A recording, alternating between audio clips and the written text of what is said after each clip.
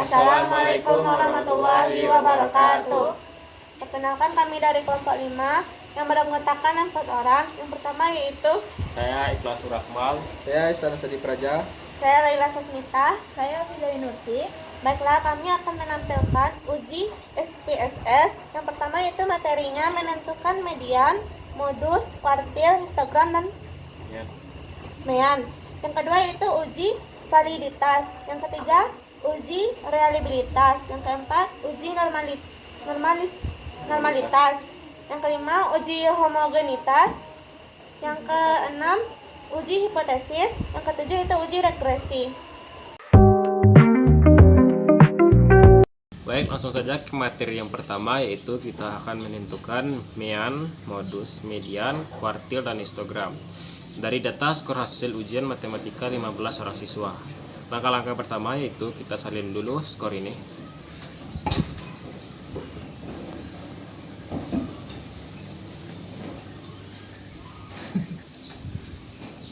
Lalu setelah itu kita ke aplikasi SPSS. Di sini kita tempelkan saja. Lalu kita ambil variable view. Di sini name ini var ini kita ganti menjadi skor.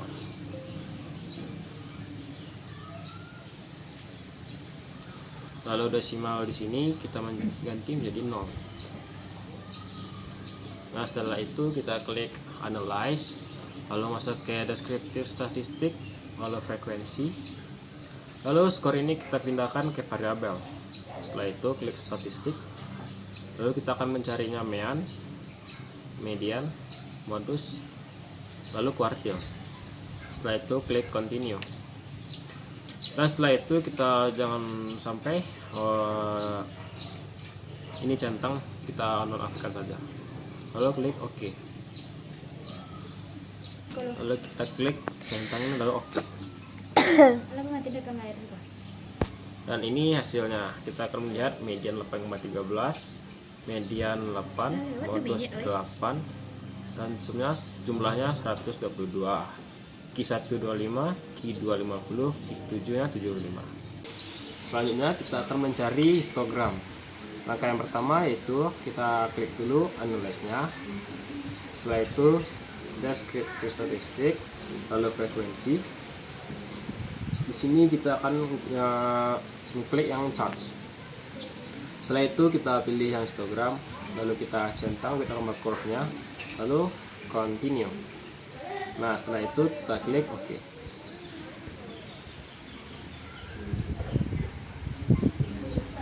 Dan seperti inilah histogram dari data tersebut. Sekian dari saya, terima kasih. Baiklah, saya akan melanjutkan ke materi yang kedua, yaitu tentang menguji validitas dan reliabilitas. Di sini sudah terdapat 7 buah item. Yang pertama yaitu kita langsung mencari uji validitasnya. Langkah pertama yaitu masuk ke analis, kemudian ke correlate, bivariate, kemudian pindahkan semua item ke variabel, lalu oke.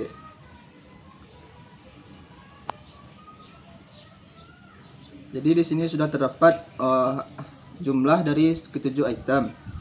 Item yang pertama yaitu berjumlah 0,41 yang artinya data tersebut valid. Kemudian dari item kedua sampai ke item ketujuh totalnya yaitu sama 0,00. Jadi hasilnya yaitu data tersebut valid. Data dapat dikatakan valid jika nilai signifikasinya kecil dari 0,05, tetapi jika nilai signifikasinya besar dari 0,05, data tersebut dikatakan tidak valid. Selanjutnya mencari uji reliabilitas. Masuk ke analis, kemudian scale, kemudian ke reliability analysis. Masukkan ke ketujuh item kecuali total, lalu oke. Lalu telah dapat hasil dari uji reliability-nya. Data dikatakan reliable apabila nilai sinkron batch alpha besar dari 0,70. Jadi hasil yang kita dapatkan dari data ini menunjukkan angka 0,730. Berarti data kita dapat dikatakan reliable. Sekian dari saya, terima kasih. Baik, materi selanjutnya itu uji normalistis. Pertama-tama itu kita ke analyze. Lanjut, di sini ada descriptive statistik, explore, nilai pagi dan nilai siangnya pindahkan ke reference list.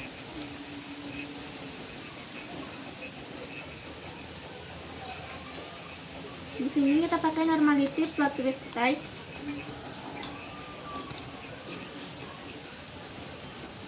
Di sini akan muncul hasil dari uji normalistis tadi. Di sini kita memakai yang test of normality. Jadi uji normalistis ini dikatakan normal apabila Kolmogorov-Simorov ini besar dari 0,05, dan jika Kolmogorov-Simonovnya ini kecil dari 0,05, berarti data uji normalistisnya ini tidak normal. Baik, selanjutnya kita akan masuk ke materi homogenitas. Langkah yang pertama yaitu kita akan mencari hasil pelajaran agama dan kelasnya. Yang pertama itu kita gabungkan salin hasil belajar agama ini, lalu kita pindahkan, lalu kita yang kelas B juga begitu.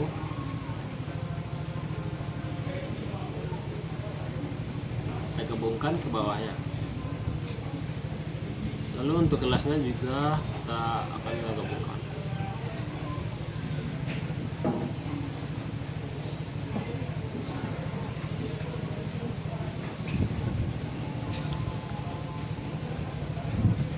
Dan setelah itu kita salin data hasil belajar gabungan ini.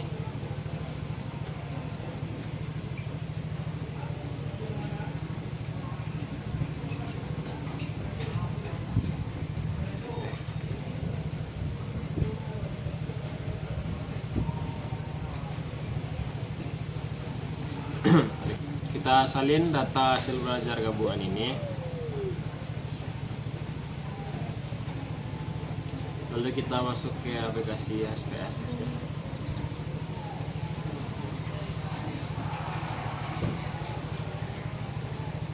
Lalu kita tempel. Setelah itu kita masuk ke variable view. Setelah masuk ke variable view, kita akan mengubah yang pertama itu namanya itu menjadi hasil.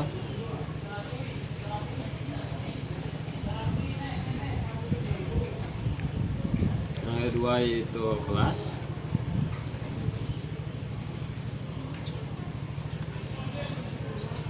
Kita ubah desimalnya itu menjadi 0.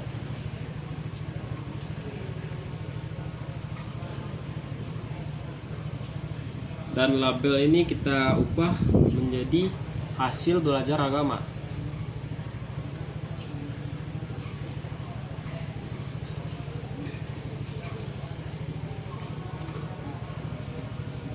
Dan di bawahnya kita ubah jadi kelas. Dan setelah itu kita akan mengubah values-nya. Yang kelas ini kita klik titik 3, lalu value ini kita ganti jadi 1, dan labelnya itu kelas 1. Kita tambahkan yang 2, labelnya menjadi kelas 2.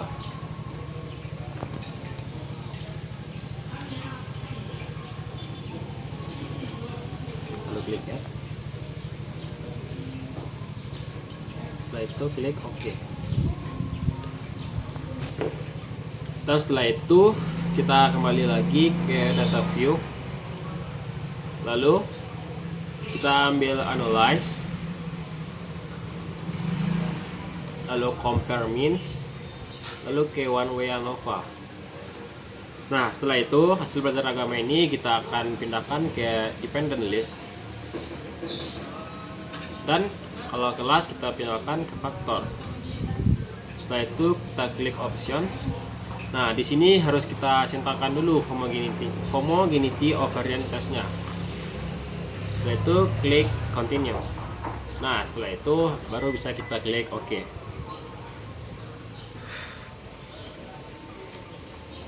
Dan ini hasil dari test of homogeneity of variance-nya atau homogenitas variance.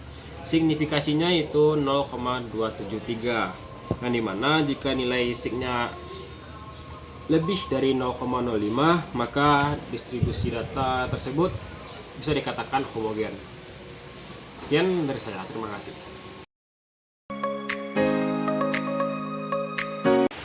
Baiklah, di sini saya akan melanjutkan tentang uji analisis regresi linear sederhana dan uji hipotesis. Yang pertama yaitu tujuan dilakukan analisis regresi linear sederhana adalah untuk mengetahui ada atau tidaknya pengaruh variabel bebas X terhadap variabel terikat Y. Langkah pertama yaitu kita blok dulu semua data ini.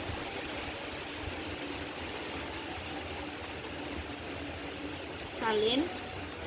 Lalu buka SPSS. Tempel. Lalu pergi ke variabel view, ubah yang ini menjadi X dan ini Y, desimalnya 0, labelnya pertama promosi, dan di bawahnya penjualan. Lalu data kita akan berubah menjadi seperti ini. Setelah itu langsung saja kita melakukan uji analisis regresi linear sederhana. Langkahnya yang pertama analyze, lalu regression, klik linear, promosi pindahkan ke independen, dan penjualan ke dependen. Ini jangan sampai tertukar. Lalu kita klik OK. Dan akan keluar hasilnya seperti ini. Lalu setelah kita mendapatkan hasil-hasil dari semua ini, kita akan mencari nilai analisis regresi linear sederhana. Yang pertama, model persamaan regresinya yang kita dapat dari data tadi yaitu Y sama dengan 38,575 dari sini ditambah dengan 0,569 dari sini. Jadi persamaannya yaitu Y sama dengan 38,575 ditambah 0,569X ditambah dengan nilai error. Yang kedua, kita akan melakukan pengujian hipotesis. Masih menggunakan tabel yang sama, dapat kita simpulkan apabila nilai T hitungnya besar dari nilai T tabel, maka itu akan berpengaruh terhadap penjualan. Nilai T hitungnya kita dapat yaitu 6,759 dari sini, dan nilai T hitungnya 1,692 ini kita dapat dari tabel nilai T hitung. Maka dapat disimpulkan bahwa promosi berpengaruh positif dan signifikan terhadap penjualan. Artinya, semakin tinggi tingkat promosi yang dilakukan, maka kuantitas penjualan akan semakin meningkat. Baiklah, sekian materi dari saya. Terima kasih.